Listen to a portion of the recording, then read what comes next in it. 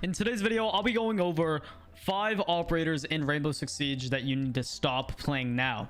Now, just a disclaimer, there are 64 operators in Siege, and in my personal opinion, you can literally make any of these operators work in any scenario, in all honesty, if you're a good enough player. But I think, honestly, that this list is more one of those things that I think playing some of these operators are hurting you more than they're helping you. So down in the comments, if you go crazy because you think that I'm completely wrong and you think that I'm a gold or whatever, I have been playing this game for 7 years. I've been champion on console on a controller for like the first 3 or 4 seasons the game came out, and then on PC I've been champ 4 or 5 times now on PC. So if that doesn't, you know, give you any explanation of who I am and some credentials, then I guess I'll go stream myself. But don't take this too serious. In all honesty, play whoever the hell you want to at the end of the day, because it is a game and you're supposed to just have fun. Anyways, let's get into it. Number 1, I'm gonna say Ace, and I'm gonna have the entire console community going crazy in the comments because you guys live and breathe this operator, and I 100% understand why. On PC, it's gonna be the same thing from plat and under, because at the end of the day, Ace brings a lot to the table. In all honesty, he brings a very, very, very amazing loadout with an AK-12, which is the best assault rifle in the game. He brings Selma charges that allows you to open up 3 pieces of walls, or for example 1 hatch and then maybe 1 wall. This is all cool and all, but in all honesty, Ace is the worst hard breach in the game. A lot of people on console bring this type of operator because it's more of a frag meta on console, because you have a lot of these players that's on Zim running around like little monkeys, and they think that they can honestly get some easy frags, and then, you know, they still are a hard breacher, and that makes a lot of sense. But a lot of people for some reason think Ace is the most viable hard breacher in the game just because he has a great weapon. If you look at every single hard breacher in the game, especially Hibana, Thermite, and Mav, they all have amazing loadouts overall, and as a support player, you can be a fragger with any of these operators. So picking Ace just for the gun is honestly idiotic. Now, the main reason I think Ace is just honestly a troll pick a lot of the times is because a lot of times his gadget does not do the same amount of impact like other operators like Maverick and Hibana would do. And a lot of people bring an operator like Ace on certain sites where the wall needs to be completely opened instead of those little holes that are vaultable.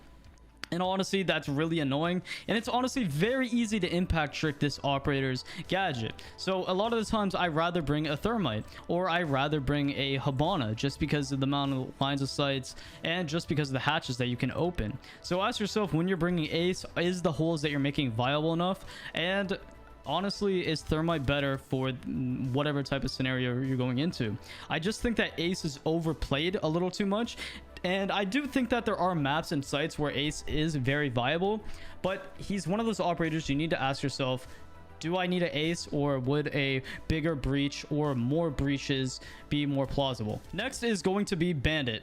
Now, once again, Bandit is one of those operators that kind of just fell out of the meta once operator banning really came into fruition, and that's because Cade just honestly has a better loadout overall. Like, even if Cade loses the 1.5 times scope on his AUG, he still has a very strong overall loadout that mirrors Bandit's. For example, like AC4 and barbed wire, and then like a revolver for a pistol, which is just honestly is still in a great overall loadout. But his electric claws are a lot smaller and they're a lot more effective, and I feel like it's a lot easier nowadays in this current meta to use a Cade than a Bandit. A lot of people just use Bandit because he has an MP7, but when you start to get into higher elo lobbies, Bandit is not going to be viable as much as Cade, because a lot of times Thatcher is banned and there's no need to Bandit trick anymore. So bringing a Bandit is just a little bit out of date. In all honesty, Cade just does him better. He does all the things that Bandit is supposed to be doing, just better and easier. So personally, I just see people using Bandit because he's a 3-speed and they want to run around with an MP7. Next is Ash, and this is one of those things that, once again, there's an operator that's just way better, that does her job way more efficiently, and that is, of course, Zofia. We're in the LMG meta right now, which I can't wait till this gets nerfed, but even without the LMG meta, I still think Zofia is way more viable overall. She does exactly what Ash does, except better. The only thing that's making the difference between the two is one has the LMG and one is a 3-speed. I just don't see the point in Ashe mains being a thing in year 7. Overall, I think Ashe is just lagging behind compared to an operator like Zofia. Zofia, you have, you know, breaching charges with Claymore. I believe that's the same as Ashe's. But really, what makes the difference between these two operators, besides the weapon and overall loadout, is the lifeline. You get 2 stuns and 2 impacts, and this is a perfect operator for a solo queue atmosphere or a team atmosphere, because you can literally burn ADSs and burn any utility that's getting in the way of you guys, and literally use your impacts to destroy any type of utility. So overall, it just makes more sense to bring a Zofia. Why are you bringing an Ashe as just because she's a 3-speed? Overall, there's just better operators on the board than Ashe. Even a Yana would be a better pick than Ashe at this current moment and in this current meta, because once again, she has grenades and she has a Gong 6. That is 3 pieces of utility that's possibly destroyed. Ashe just doesn't fit in this meta as much as these other operators. Sure, Ashe has a G360, she has a 1.5 times scope, but it's just a worse overall weapon if you look at damage. I personally would rather use the ARX over the G360 just because I like the feeling more. So I just think when you bring an operator like Ashe, you're lagging behind in terms of overall utility when you could be bringing a Yana or Zofia, in all honesty. Next is Rook, and this should not be like, I'm gonna have more people angry at me in the comments once again because they love Rook. A lot of you guys only use Rook is because this 2.0 scope on defense. That's honestly it. And if that's the only reason why you use this operator, then all to you, to be honest. But I just think it's a useless pick. A lot of you guys don't understand that the meta has shifted so much now that an operator like Rook is honestly useless. And you guys are going to make the point that armor packs give your teammates extra HP, but why would you do that when you can just use Thunderbird? You take any damage, bada boom, bada bing, run to a T-Bird station, and you're back at 100 HP. Like that extra 25 HP isn't going to help you when it comes to a headshot. You're literally just going to die right away. So like, you're a chunky ass operator with a 2.0 scope and your ability is a crappy Rook armor on the ground.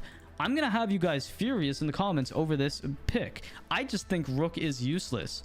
Same with Doc, in all honesty, but I'm not putting him on this list.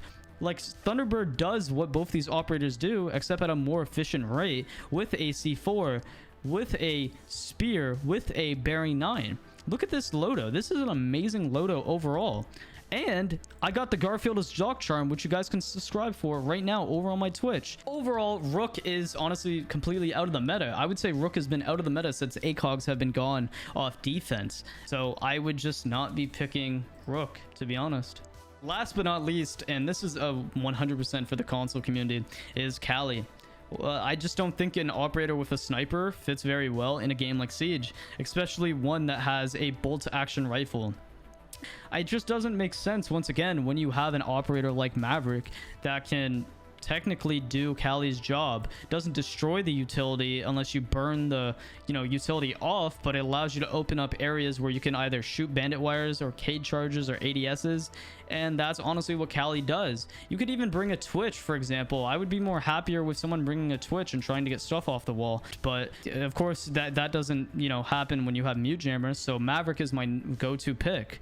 Even IQ, in some instances, I'd rather bring a Cali if you can go below and get stuff off, because Cali is just one of those operators that you have to worry about because it almost gives your team a handicap overall. And I'm not saying there's not instances where Cali is going to be useful, because that's stupid. Any operator in this game in any instance can be 100% useful, but Cali herself, once again, is just underwhelming as hell.